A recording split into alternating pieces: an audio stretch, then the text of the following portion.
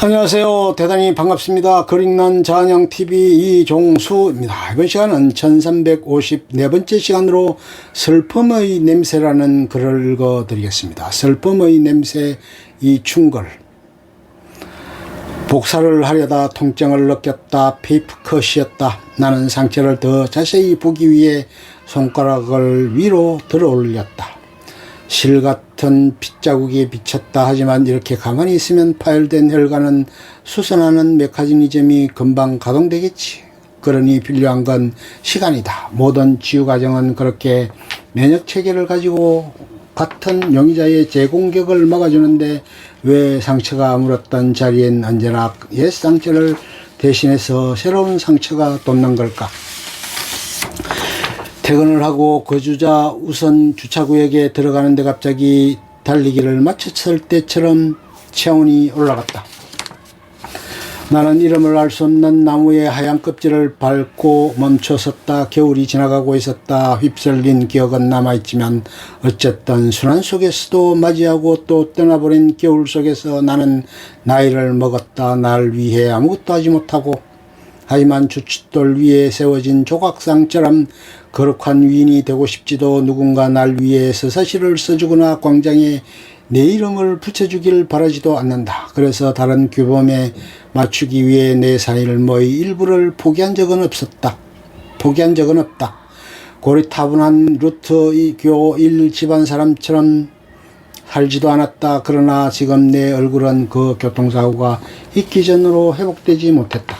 그녀의 생일날 나는 그녀에게 건넬 작별 인사를 고르고 있었다. 생일 선물로 필요하다면 나는 잘게 깨진 유리한 상자, 떨어진 국화 잎들, 그리고 먼지까지도 준비할 예정이었다.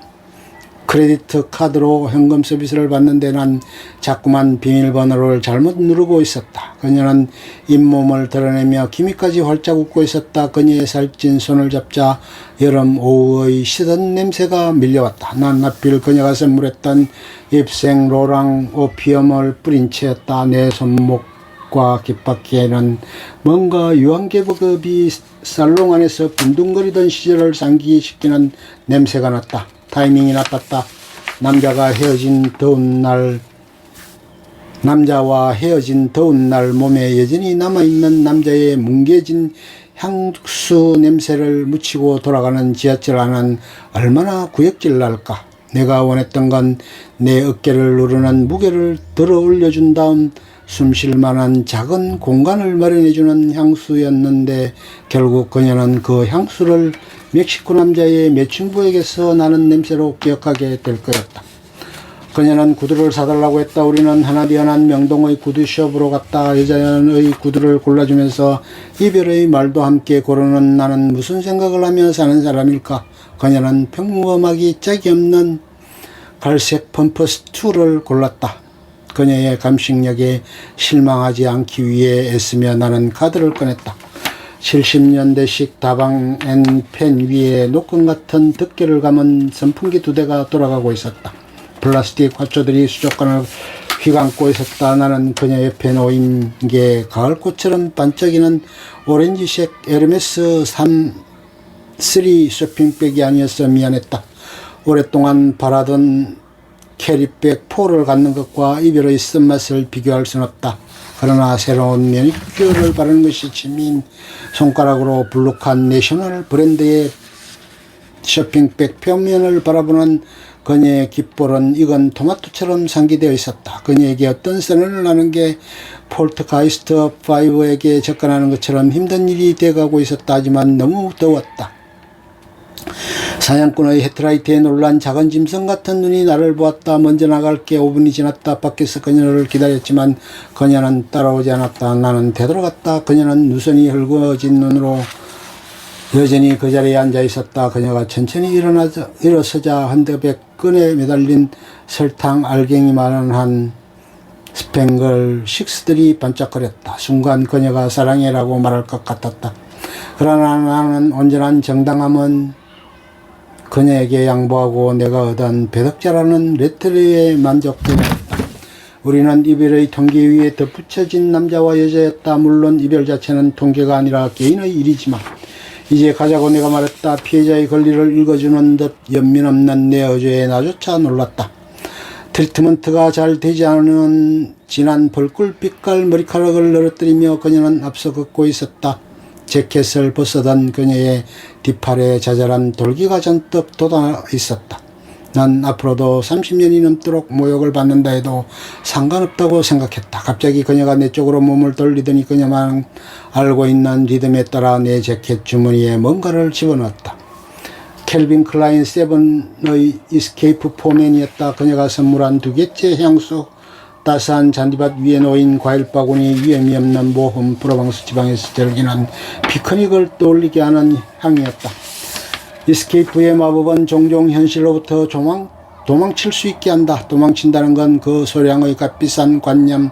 그녀에게 도망치려고 하는 내가 웃었다. 그리고 그녀는 유품을 나눠받기라도 한 듯 엄숙하게 멀어지고 있었다. 모든 게 나에겐 헛한 막간의 일부였다. 더 성숙된 인간이 되기 위한 힘든 결정도 없었고 완전히 망가진 적조차 없었다. 수치를 느끼면서 나는 돌아섰다. 순간 갑작스러운 움직임이라기보단 안정감을 잃은 것 같다는 생각이 들었다. 뭔가가 목구멍까지 치솟았고 잘 있어라는 말을 내가 실제로 하려고 애쓰고 있다는 걸 알았다. 가슴 아픈 후회가 밀려왔고 어떤 필사적인 노력은 슬픔으로 바뀌었다. 자동차는 멈추었는데 나는 여전히 공중에 떠 있었다. 물리의 법칙을 어긴 것처럼 모든 것이 중력의 법칙을 따르지만 중력은 사랑에 빠진 이들에겐 책임이 없다고 말한 것은 아인슈타인이었다. 통증을 느끼며 나는 누워있었다. 얼굴엔 강목 같은 살색 거지가 두둑하게 붙어 있었다. 방금 전에 일어난 일이 낚아챌 듯 떠올랐다. 그러자 어리둥절하면서도 평온한 기분이 들었다. 나는 사자 졸련사처럼 내 주위를 도는 의사를 불렀다. 꿈했어요? 그가 말했다. 저 프랑켄슈타인 같아요. 거울 볼래요? 의사의 목소리 톤이 지나치게 한결같아서 밥 먹었냐고 묻는 것처럼 심심하게 들렸다. 그래도 거울을 보고 싶지는 않았다. 고개를 저으려 했지만 내 팔로 배국자에 투판을 던지는 것도 힘들었다. 자동차에 부딪혔어요? 의사가 신중해졌다. 기분이 어때요? 나는 편안하게 대답했다.